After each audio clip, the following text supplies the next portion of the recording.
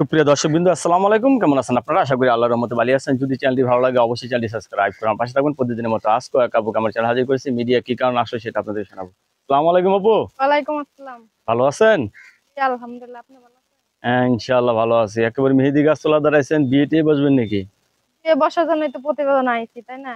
বিয়ে বসার জন্য প্রতিবেদন আইছেন? কে বিয়ে শাদী হয় নাই আপনার? হ্যাঁ, হয়েছিল। হয়েছিল। স্বামী কই? স্বামী নাই। আমি নাই। কি দোষ ছিল স্বামীর, না আপনারই দোষ, কোনটা? আমার দোষ না, আমার কপালের দোষ। আমি স্বামী প্রচুর নেশা করতো, মারধর করতো। মারধর খাওয়ার থেকে একা থাকুম তাও শান্তি।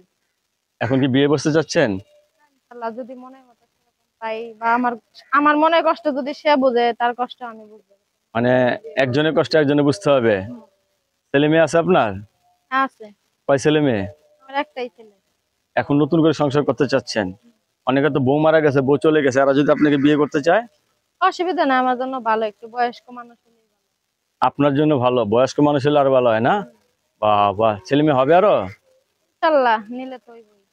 ফ্যামিলিতে বাবা মা কেউ আছে আপনার? আছে, আমরা দুইটা বোন, আর বাবা মা আছে, আর কেউ নেই। ও, আপনি বড় না ছোট? আমি বড়। আপনিই বড়।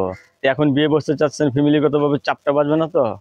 না, আমার ইচ্ছা, বাবা মা তো দিছিল। আগের স্বামীর সাথে কি ডিভোর্স হয়েছে? দর্শক, এই আপুর মুখ থেকে যে জিনিস জানতে পারলাম, আপু অত্যন্ত সরল সোজা মানুষ। আপু নতুন করে সংসার করতে চাচ্ছেন না? ছেলে যে বয়সের হোক সমস্যা হবে না, তার মনটা ভালো হতে হবে নাকি? কি কাজ করেন? এমনি আপনার টেলার্সের কাজ করতাম, মেশিন নষ্ট হয়ে যেত, তখন বাসা বাড়ি কাজ করি। বাসা বেঁধে কাজ করেন, যা পান তা দিয়ে কি সংসার চলে?